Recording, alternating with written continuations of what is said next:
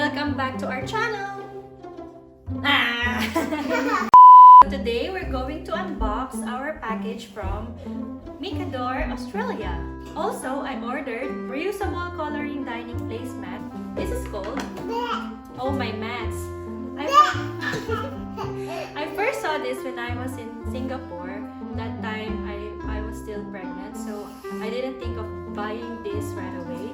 So now Vivi is already 2 years old, and I wanted her to explore drawings and coloring. First, let's open this box.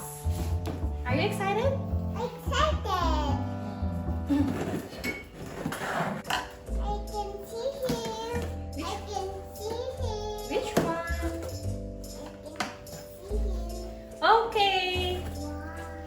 Wow. Wow. First one is baby Barnyard markers. Let's show it to the camera. And then, finally, I bought Vivi a KD scissors. And then these are just extras. These are stickers. Last but not the least, a jumbo watercolor palette. Here. First to open is the silicone placemat. Yan. By the way, the design of this placemat is lowercase alphabet. Yan. Kasi Vivi, hindi pa siya masyadong familiar sa mga lowercase alphabets or letters. So, naisip ko, pwede siya maging tool para ma-familiarize siya. Here it is! This is actually from Oh My Mat, Singapore. And then, their local distributor is Little Plano. I will post the Instagram page on the description below. Color the mat anywhere. Great replacement for gadgets to occupy your child meaningfully. Yan. It's great for training hand-eye coordination too. So here's the design. Lowercase alphabet. And then, hindi ako bumili nung kasama nitong markers kasi nakita ko. We call this Bestie's Baby Barnyard. There are different designs too, or sets. There are zoo animals, there are aquatic animals or sea animals, and then pets. These markers are non-toxic, washable, and water-based ink. So this is perfect for silicone placemat. Okay, let's open it.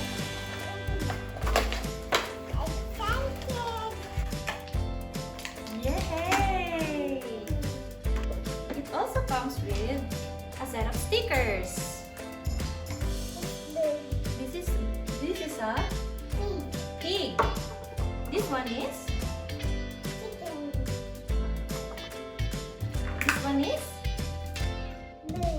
bird. This one is Black sheep. but this is a blue sheep. Baba blue sheep. This one is a Cow. what's the sound of the cow? Moo. Moo. This one is Rabbit. rabbit. Yan. Choose one. This one. Okay. Excited. Okay. So it's color pink or purple? Purple. Okay, so you color na the letters.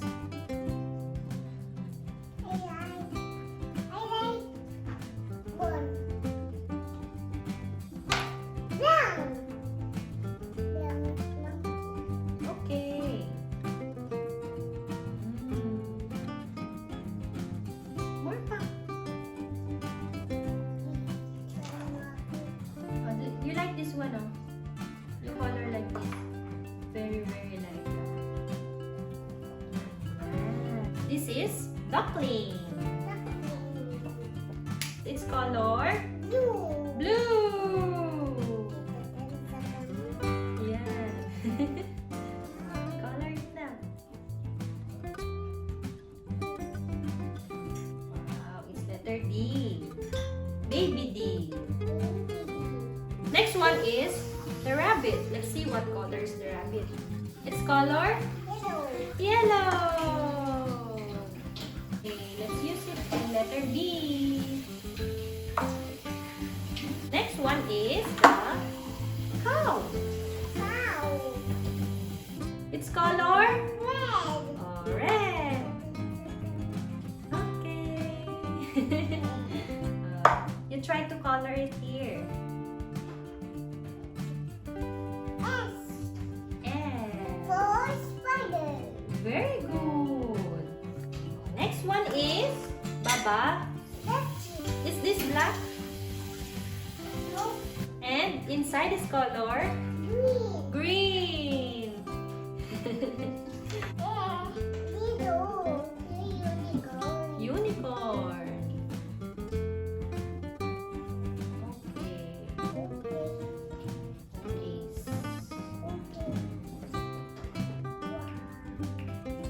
Ito pala, dito pala natin makikita kung anong color nila, Vivi. At their bottom. It's color blue. It's color green. It's color red. It's color purple.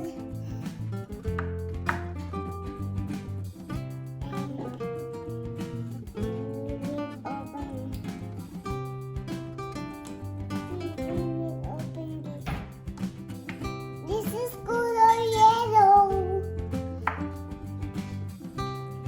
And next color yellow.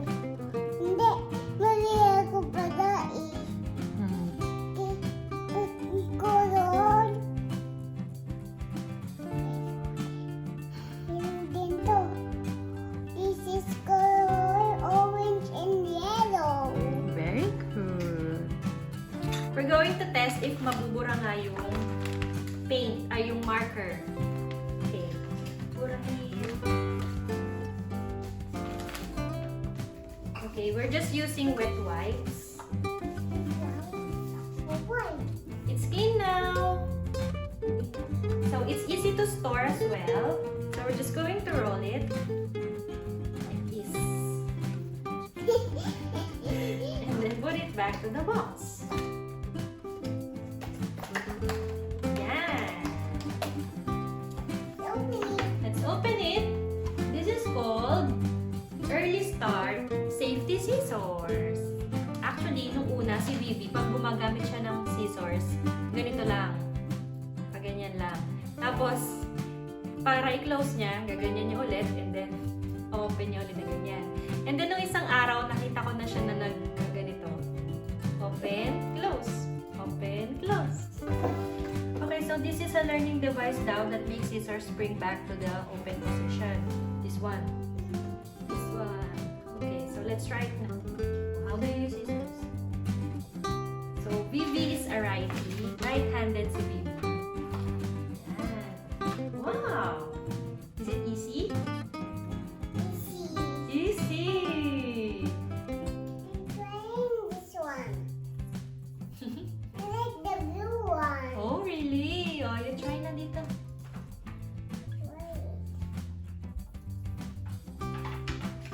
Okay. Oh, open na ulit. Oh, diba? Easy, no?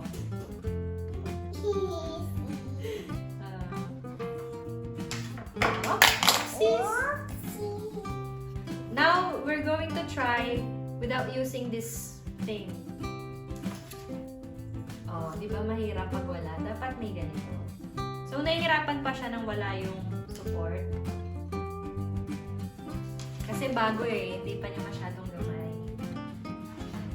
Okay. So, using scissors practices hand strength. Yung para yung mga hand muscles niya ma-exercise. It's easy. Is it? It's easy. Careful ah, baka makat mo yung hand mo or finger mo. It's easy. So easy. So easy. we're going to review next the Jumbo Watercolor Palette. This one. Yan. Watercolor Palette. Yes. I noticed that Vivi is more comfortable in using watercolors than crayons or markers to color the drawings in coloring book or anywhere. Kasi siguro light pa yung pag-stroke niya kasi hindi pa siya makadiin sa crayons. It has 12 colors. Can you name some colors, Vivi? Try count pala. Count.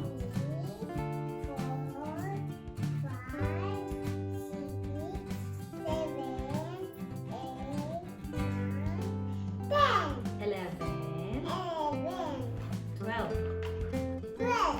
There are 12 colors. Okay, we're going to color our personalized coloring book from Reusable. We got this for free. Just downloaded it from their website. Marami siyang pages, so I think mag-e-enjoy yung kids nyo. Yan. Open it, open it. May bagong green kasi nag-e-enjoy ako. Oh, enjoy ka. Sige, color mo na yung mga beads.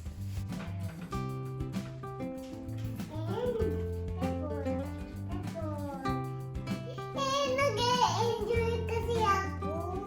Tapos kinukulay ko yung TV. Enjoy pala si Vivi. Yung lumang blue bago. Bakit may bago tsaka lumang blue? Yung lumang blue. Kita ko sa camera. This is lumang blue. Hindi kita, dun mo ipakita kay Owl. Ito yung ano, ito yung painting. Painting brush. Napansin nyo, mas enjoy talaga ni Vivi yung watercolor kaysa dun sa markers kanina. Yung markers, nilalaro lang niya kasi may animals. In-expect ko pa naman, magugustuhan na niyang magkulay with markers kasi may nakita siyang cute. Coloring and blue. So, that's it!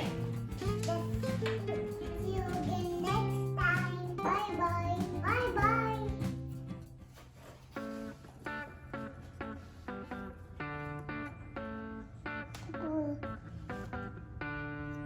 What are you doing? Wash my hands.